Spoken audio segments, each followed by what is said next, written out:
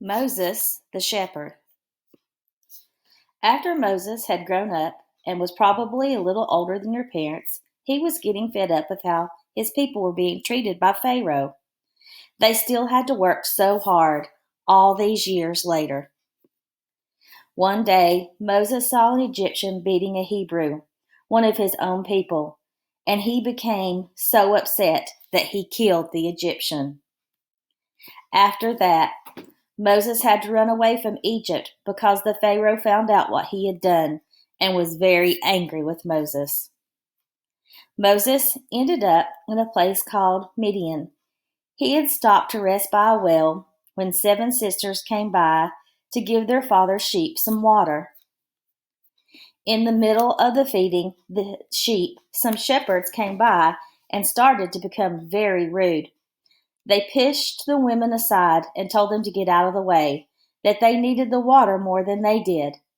Moses saw all this and said to the shepherds, "These women were here first, and they need the water just as badly as you do.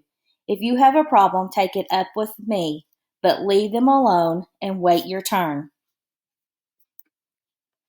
The shepherds listened to Moses, and Moses stayed and helped feed the sheep for the sisters. When the sisters got home, their father asked them, "How did you get done so early today?" They answered, "An Egyptian rescued us from some shepherds, and he even drew the water out of the well for us and watered the whole flock." "Please go get him and invite him for supper," the father said. When they found Moses and had talked with him for a while, they realized he had no place to stay. He ended up staying with them and later married one of the sisters, whose name was Zipporah. Moses became a shepherd and took care of many animals. As the years went by, the Pharaoh in Egypt died, but the Hebrews were still slaves, and they prayed to God for help. God heard them and felt bad for them. He knew just what he was going to do next. Now Moses was out looking after some sheep, and after a while ended up near a hill. He was just talking to the sheep like he always did when there was no one else to talk to, when he noticed a bush on fire. Moses sat and watched it for a while because something wasn't right. The bush was completely on fire, but it wasn't burning up. There was no smoke, just fire. Moses decided to get closer and take a better look. As he approached the bush, a voice came from inside of it. "Moses, Moses." Moses thought that this might be God. After all, who else could speak from a bush that was on fire but wasn't burning? Moses replied, "I am here." He continued to walk closer to the bush. But as he got closer, God said to him, "Don't come any closer. Take off your sandals because you are in the presence of God.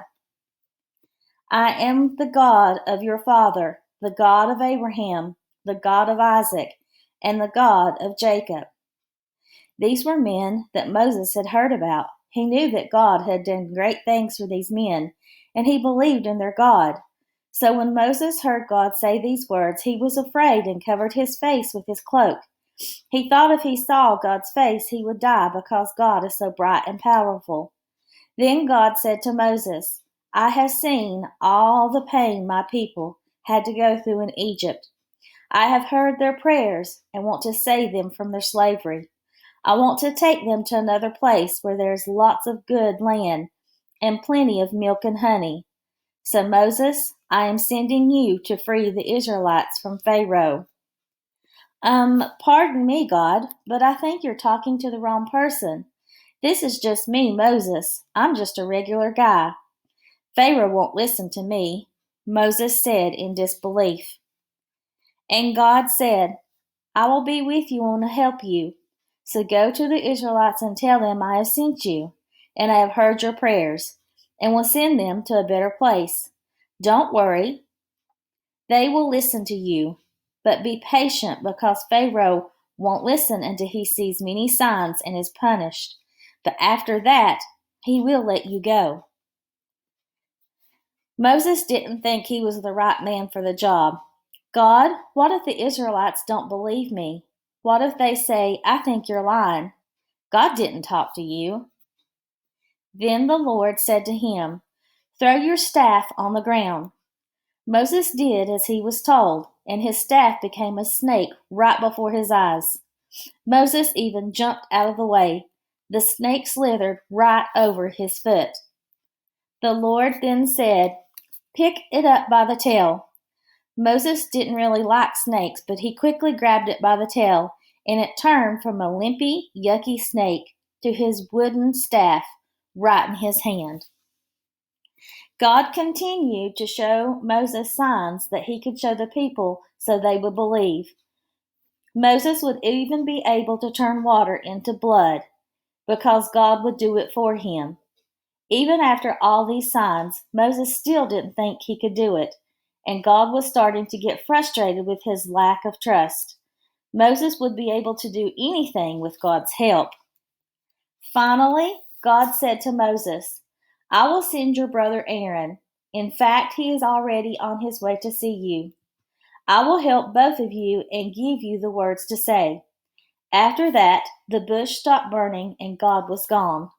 So Moses put his sandals back on and made sure to take his staff of God and went to get his wife and children to go free the Israelites.